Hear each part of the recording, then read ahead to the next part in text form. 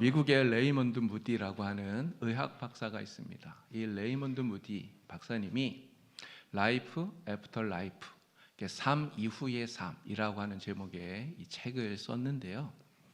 이 무디 박사가 12년 동안 죽었다가 다시 살아난 사람들 150명을 만났다고 그래요.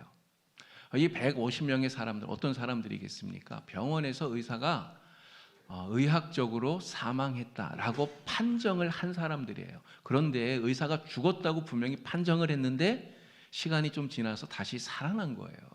정말 놀라운 그런 사람들 아닙니까? 근데 이러한 사람들을 만나서 그들의 이야기를 들으면서 이 무디 박사가 내린 결론이 있습니다. 그 결론은 이거예요. 우리의 삶은 이 세상에서 사는 삶, 이걸로 끝이 아니라 죽음 이후에 또 다른 삶이 있다라고 결론을 내린 것입니다. 그래서 이 Life After Life, 삶 이후의 삶이라고 하는 이 책을 쓰게 된 거예요. 자, 그런데 이 무디 박사가 이 150명의 사람들, 이 사람들, 죽었다가 다시 살아났다는 이 사람들을 만나서 이야기를 하면서 그들에게서 한 가지의 공통점을 발견하게 됩니다. 그 공통점이 무엇이냐? 이 죽었다가 다시 살아난, 이 죽음을 경험한 이 사람들은요, 그들의 삶의 목적이 변했더라는 거예요. 삶의 목적이 바뀌었다. 그 전에는 돈을 위해서, 명예를 위해서, 이 세상의 행복을 위해서, 하여간 자신을 위해서 이렇게 살았던 사람들인데 죽었다가 살아나는 이런 경험을 하고 나더니 더 중요한 게 무엇인가? 더 가치 있는 것이 무엇인가? 이러한 것들을 생각하면서 보다 더 중요한 가치 있는 이러한 일을 위해서 이들이 살게 되었더라. 이렇게 변화가 되었더라라고 하는 것이죠. 여러분, 우리 기독교에서는 부활을 말합니다. 우리는 부활을 믿어요. 자, 그런데 여러분들은 이 부활, 우리가 말하는 이 부활, 이야기할 때 이 부활 그러면 그냥 기독교의 하나의 교리로 그냥 그렇게 생각하시는 분은 없는지 모르겠습니다. 이 부활을 우리는 믿는다고 고백을 해요. 그런데 이 부활이 내가 믿는다고 고백은 하는데 이 부활을 믿음으로써 나의 삶이 바뀌고 변화되어지는 이러한 삶의 변화는 나타나지 않는, 혹시 이러한 삶을 살고 계시는 분은 없는지 모르겠습니다. 그래서 부활을 믿는다고 하면서도 여전히 죽음을 두려워하고 그렇게 사시는 분이 우리 성도님들 가운데는 혹시라도 계신지 모르겠어요. 여러분, 우리가 부활을 믿는다고 말하는데 왜 부활이 우리의 삶에 아무런 변화도 만들지 못하고 여전히 부활을 믿으면서도 여전히 죽음을 두려워하면서 왜 그렇게 살아갈까요? 부활을 믿는 믿음은 우리 안에 있는데 이 부활에 대해서 우리가 머리로는 알기는 아는데 이 부활이 진짜 우리에게 능력이 되지를 못하기 때문에 그런 것입니다. 왜 부활이 능력이 되지 못할까요? 머리로는 아는데 이 부활을 진짜 체험하지를 못했기 때문에 그렇다라고 하는 것입니다. 우리 기독교의 부활은, 예수님의 부활은 우리가 머리로만 아는, 여기에 머물러 있으면 안 돼요. 머리로만 아는 것이 아니라 우리의 삶으로 이 부활을 우리는 체험을 해야 됩니다. 그래야 예수님의 그 부활의 능력이 오늘 나의 부활의 능력이 되는 거고요. 우리가 바로 그 부활의 능력을 가지고 이 세상을 담대하게, 힘있게, 능력있게 살아가게 되기 때문에 그런 것입니다. 저는 우리 봉사교회 모든 성도님들, 정말 여러분들 모두가 다 이 부활을 머리로만 아는 그러한 성도가 아니라 정말 부활을 체험함으로써 부활의 능력을 가지고 날마다 담대하게 승리하며 살아가는 그러한 성도가 되기를 우리 주님의 이름으로 간절히 축원합니다. 자, 오늘 본문 말씀 보니까 예수님의 이 죽음과 부활에 대해서 바울이 이런 이야기를 합니다. 우리 3절과 4절 말씀 같이 한번 읽어보겠습니다. 내가 받은 것을 먼저 너희에게 전하였노니 이는 성경대로 그리스도께서 우리 죄를 위하여 죽으시고 장사 지낸 바 되셨다가 성경대로 사흘 만에 다시 살아나사. 아멘. 자, 바울이 하는 이 말을 우리가 주의해서 봐야 돼요. 죽었다가 살아났다고 얘기합니다. 그런데 바울이 이 말씀에서 강조하고 있는 게 뭡니까? 어떤 말씀을 강조해요? 성경대로예요. 성경대로. 성경대로 죽었다가 성경대로 다시 살아났다는 거예요. 예수님의 이 죽으심과 이 부활이 어느 날 갑작스럽게 우연히 일어난 일이 아니라는 것입니다.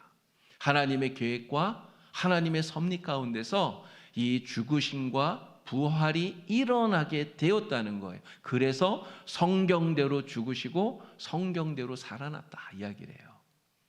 예수님의 죽으심에 대해서 성경에 어디에서 예언을 합니까? 많은 곳에서 예언을 해요. 근데 그 가운데 특별히 이사야 53장 말씀을 보면 고난의 종에 대한 이야기를 하잖아요. 그러나 이사야가 예수님을 보았습니까? 보지 못했어요. 그런데 마치 예수님이 고난당하는 그 장면을 이사야가 옆에서 지켜보고 있는 것처럼 정말 자세하게, 아주 자세하게, 상세하게 묘사를 합니다. 이사야서 53장 보니까 이렇게 말합니다. 그는 실로 우리의 질고를 지고 우리의 슬픔을 당하였거늘 우리는 생각하기를 그는 징벌을 받아 하나님께 맞으며 고난을 당한다 하였노라. 그가 찔림은 우리의 허물 때문이요 그가 상함은 우리의 죄악 때문이라. 그가 징계를 받음으로 우리는 평화를 누리고 그가 채찍에 맞음으로 우리는 나음을 받았도다 이야기합니다. 예수님께서 십자가에서 당하신 이 고난을 마치 옆에서 보기라도 한 듯 이사야는 이렇게 상세히 상세하게 이것을 묘사하고 있는 거죠. 이러한 이사야 이 예언처럼 우리 예수님께서 우리의 죄를 대신 짊어지시고 십자가에서 죽으셨어요. 말씀드린 대로 예수님의 죽음은 어느 날 갑자기 어떤 정치적 상황 속에서 우연히 일어난 이러한 사건이 아니라는 것이죠. 우리 하나님께서 우리를 구원하시기 위해서 예정하시고 섭리하신 하나님의 구원의 역사 속에서 이 십자가의 죽음이 일어난 줄로 믿습니다. 여러분, 부활은 어떻습니까? 부활도 역시 똑같아요. 성경의 예언대로, 성경 말씀 그대로 부활에 일어난 거예요. 부활에 대한 말씀도 많은 곳에서 나옵니다. 그 가운데 특별히 시편 16편 10절 말씀, 다윗이 고백한 거예요. 다윗이 이런 이야기합니다. 주께서 주의 거룩한 자를 멸망시키지 않으실 것이다 라고 고백을 해요. 그런데 이 다윗의 이 고백의 이 말씀을 베드로가 인용합니다. 언제 인용하냐면 오순절날 성령 충만하여서 오순절날 설교를 했잖아요. 그날 정말 수많은 사람들이 예수를 믿고 주님께로 돌아오지 않습니까? 바로 그 설교에서 이 말씀을 인용해서 예수님의 부활이 바로 하나님의 약속의 성취라고 하는 것을 선포하고 있는 거예요. 베드로만 그렇게 하는 것이 아닙니다. 바울도 마찬가지예요. 이 시편 16편 10절 말씀을 바울도 인용해요. 그래서 비시디아 안디옥에 가서 설교하면서 이 말씀을 인용해서 이것이 예수님의 부활에 대한 예언의 말씀으로 해석하는 거예요. 그래서 예수님의 부활이 바로 하나님의 약속의 성취다 이렇게 선포를 하고 있는 것입니다. 예수님의 죽음도 예수님의 부활도 다 하나님의 뜻하신 계획 속에서 하나님의 섭리 가운데서 구원의 역사 속에서 일어난 일이에요. 어느 날 갑작스럽게 우연히 일어난 일이 아니라는 것이죠.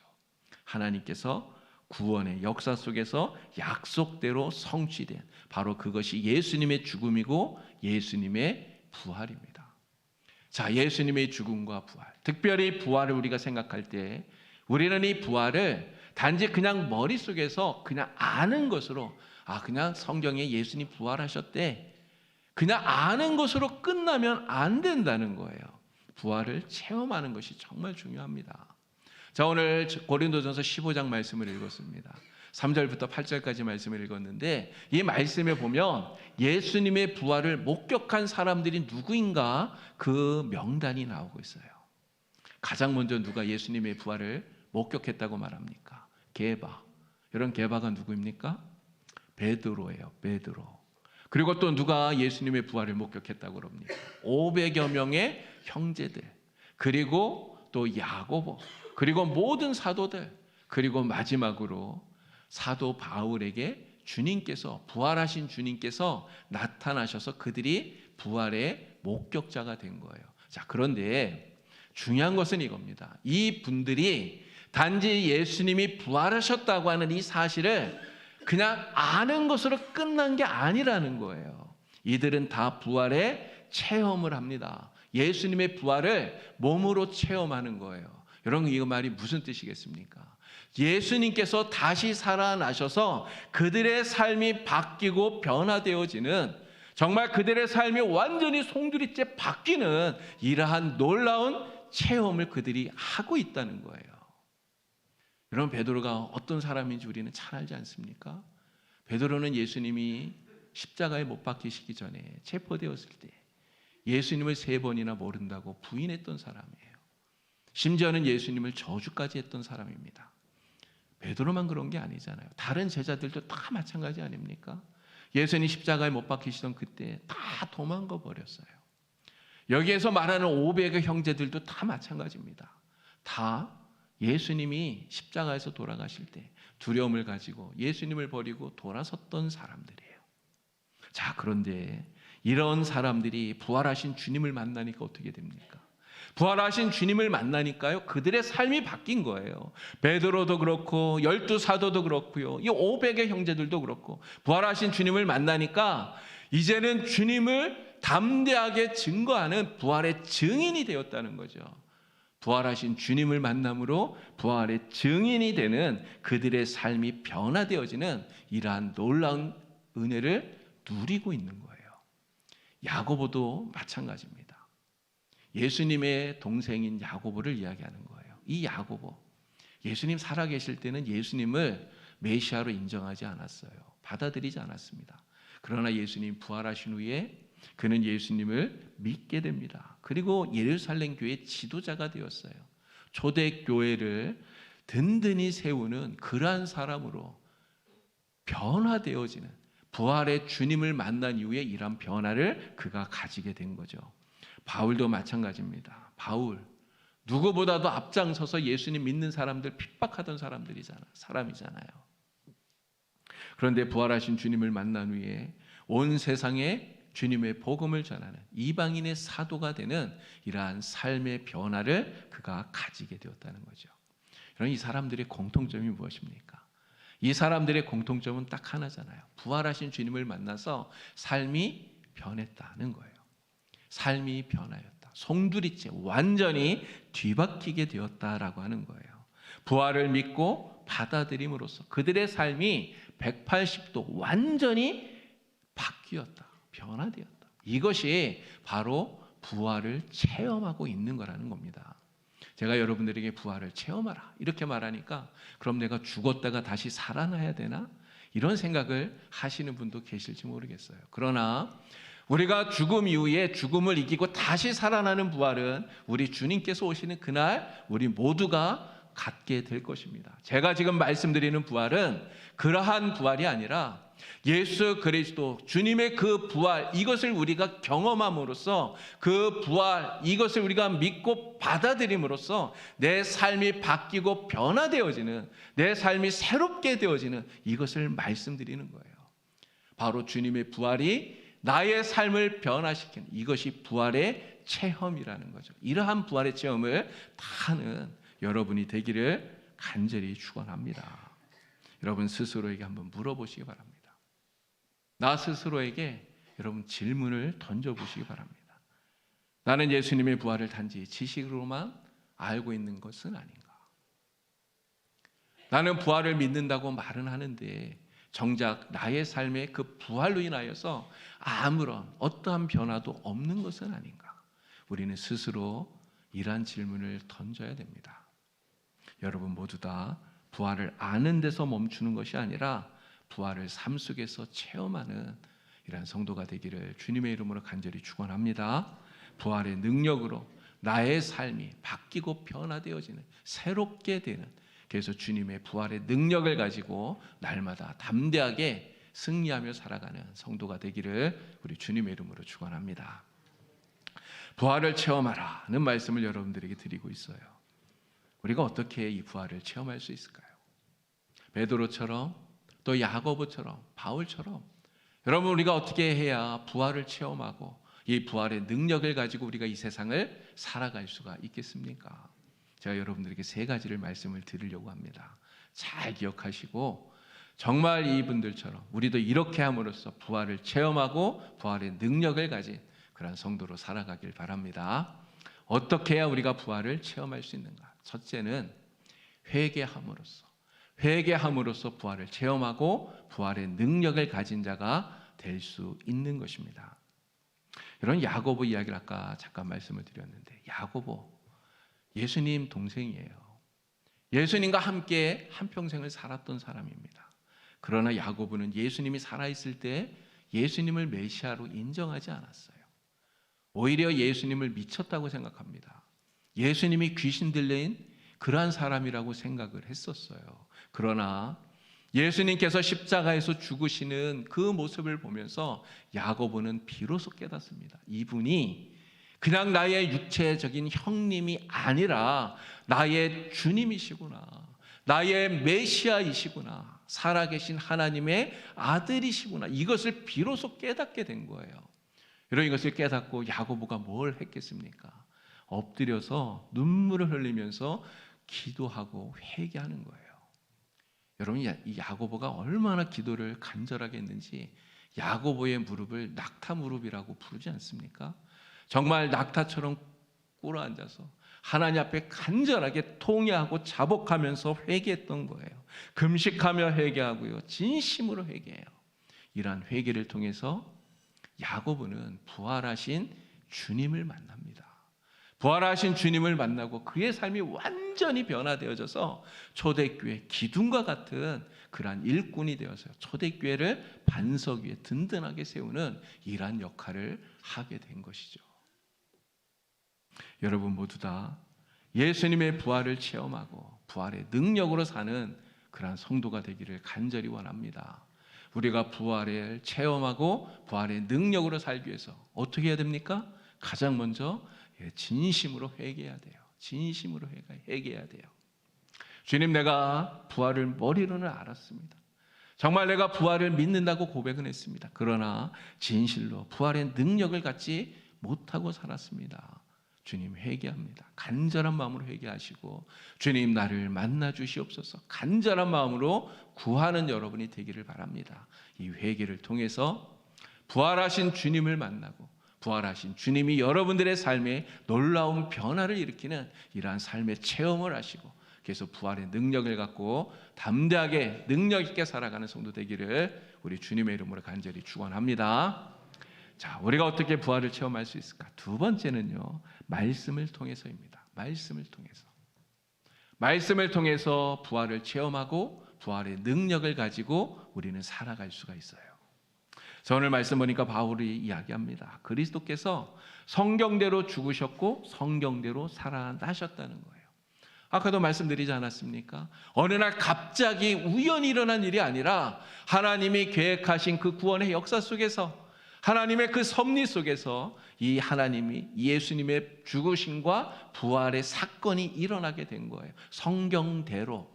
그렇기 때문에 하나님의 말씀을 떠나서는 이 부활이라는 것을 우리가 이해할 수도 없어요. 받아들일 수도 없어요. 이 부활은 성경을 떠나서는 우리가 절대로 체험할 수 없는 것입니다. 하나님의 말씀을 떠나서는 부활의 능력을 가질 수가 없는 거예요. 엠마오로 가던 두 제자가 예수님을 만났잖아요. 그런데 만났는데도 불구하고 예수님을 깨닫지 못해요. 알아보지도 못해요. 여러분, 그때 주님이 어떻게 하셨습니까? 구약의 말씀들, 예수님에 관해서 예언되어진 그 말씀들을 상세하게 풀어서 두 제자에게 설명한 거예요. 이 두 제자가 고백합니다. 우리에게 말씀을 풀어서 설명해 주실 때 우리의 마음이 뜨겁지 아니하더냐 고백해요. 말씀을 통해서 비로소 주님을 만나고요, 그들의 삶이 바뀌게 된 거예요. 그래서 엠마오로 고향으로 돌아가던 그들이 되돌아서서 다시금 예루살렘으로 가서 담대하게 예수님 부활하셨다, 예수님 살아나셨다 담대하게 외치게 되었다는 것입니다. 여러분, 부활을 체험하길 원하십니까? 부활의 능력을 갖길 원하시나요? 그러면 어떻게 해야 될까요?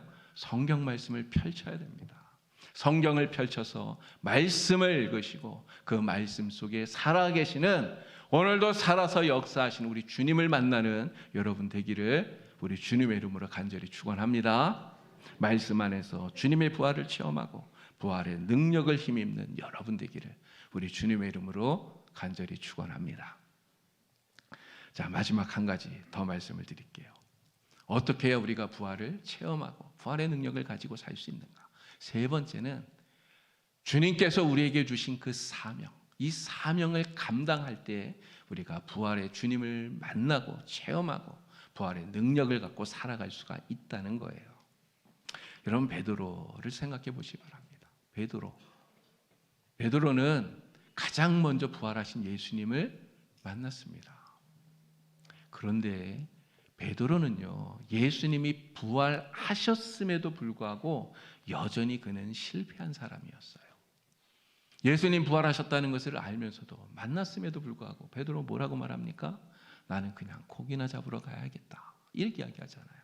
자, 그런데 그러한 베드로를 주님이 찾아오신 거예요.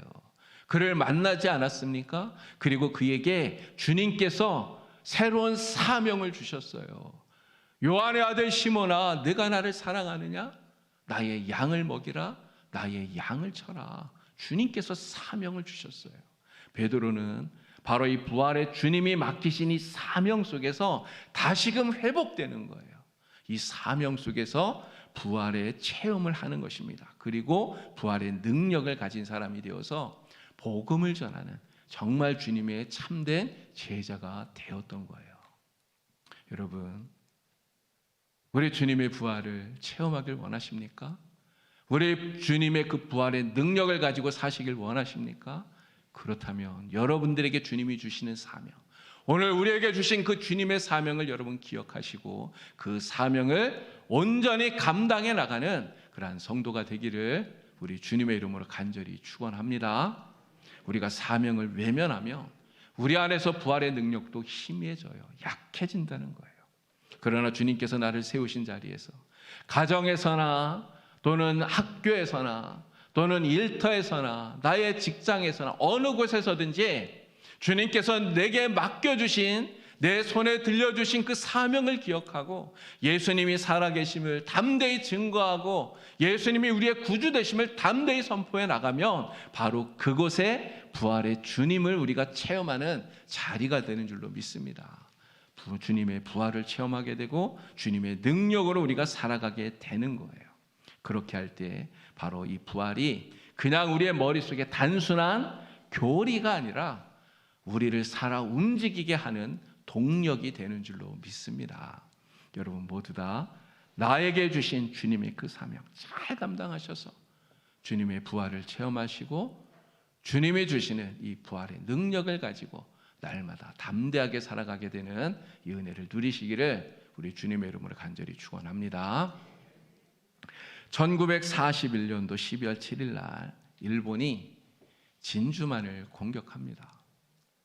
근데 이 진주만 공격으로 인해서 미국이 2차 세계대전에 본격적으로 들어오게 되는 것이죠. 참전을 합니다. 근데 이 진주만 이 공격을 지휘했던 이 일본군 부대의 총지휘관이었던 사람이 있어요. 후치다 메스오라고 하는 사람입니다. 근데 이 후치다가 이러한 진주만을 공격하고 이렇게 하면서 전쟁 영웅이 되었어요. 그런데 실제로 이 전쟁에서는 일본이 패전하게 되지 않았습니까? 근데 일본이 패전하고 또 나라가 정말 쑥대밭이 되는 이런 모습을 보면서 이 후치오가 굉장히 깊은 허무감에 빠지게 되었다는 것이죠. 자, 그런데 이 후치다, 이 사람의 마음을 완전히 뒤바꾸게 되는, 이 사람의 삶을 완전히 송두리째 뒤바꾸게 되는 이러한 사건이 일어나게 돼요. 바로 어떤 한 이야기를 들음으로써 그의 삶이 바뀌게 되었는데, 전쟁 중에 미군에게 포로가 되었다가 돌아온 사람들이 했던 이야기를 들으면서 그의 삶이 뒤집히게 된 거예요. 그 포로로 잡혔던 사람들이 돌아와서 어떤 이야기를 했냐면 이런 이야기입니다. 그 포로 수용소, 이 일본군 포로 수용소에 간호사가 한 명 있었는데요. 근데 이 간호사의 부모님 두 분이 다 일본군들이 이 진주만을 습격하고 폭격할 때 그 폭격에 죽었다는 거예요. 돌아가신 거예요. 부모님을 다 잃었습니다. 그런데 이 간호사가 그 일본군, 그 포로들에게 그렇게 얘기했다는 거예요. 당신들이 내 부모님을 죽였습니다. 그러나 예수님이 나를 용서하신 것처럼 나도 당신들을 용서합니다. 라고 얘기를 했다는 거예요. 근데 여러분, 말만 그렇게 한 것이 아니라 이 간호사는 정말 헌신적으로 이 일본군 포로들을 돌보고 섬기고 그렇게 했다는 거예요. 근데 이러한 이야기를 그 일본군 포로들에게 이 후치다가 들은 거예요. 근데 이 이야기를 들으면서 엄청난 충격을 받았습니다. 도대체 이 간호사는 어떻게 그렇게 되었을까? 이 간호사가 믿는 그 예수님이라는 분이 도대체 어떤 분일까? 너무나 궁금해졌던 거예요. 그래서 이 후치다가 성경을 펼쳐서 성경을 읽기 시작을 한 거예요. 그리고 성경을 읽으면서, 여러분 여기서 누굴 만났겠습니까? 살아계셔서 지금도 역사하시는 부활하신 예수님을 만난 거예요. 예수님을 만나고 보니 자신의 죄가 다 생각이 납니다. 자기가 그렇게 했던 그 모든 죄악들을 다 회개해요. 그리고 부활을 전하는, 복음을 전하는 복음 전도자가 되어서 이 후치다가 그의 남은 모든 여생을 복음을 위해서 헌신하는 복음 전도자가 된 것입니다. 바로 부활의 주님을 체험함으로써 그의 삶이 완전히 변화되어지는 이러한 기적을 누리게 된 거죠. 후치다가 나중에 이러한 고백을 했다고 합니다. 예전에 나는 진주만 공습을 쥐한 전범이었지만 이제 나는 십자가 복음의 전도자입니다. 예수님은 죽음을 이기고 다시 사신 부활의 주님입니다. 부활의 주님이 나를 바꾸셨습니다. 라고 고백을 했다는 거죠. 전범이었던 이 후치다도요, 부활의 주님을 만나서 그의 삶이 변화되었어요. 여러분, 그렇다면 이미 우리 예수를 믿고 있는 저와 여러분, 우리는 어떻겠습니까?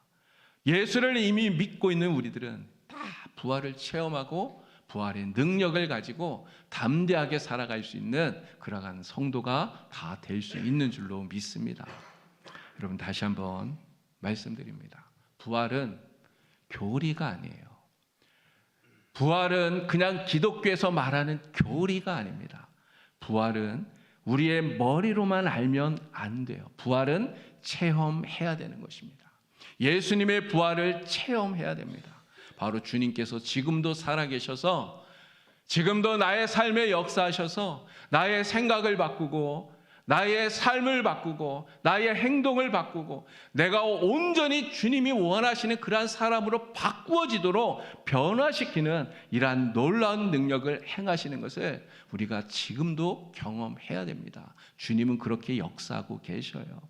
후치다가 주님께 용서받았다고 하는 그것을 느꼈던 그 순간, 나의 삶이 다시금 새롭게 시작되어질 수 있다는 것을 확신했던 그 순간, 바로 그 순간이 부활의 주님을 체험하는 순간 아니었겠습니까?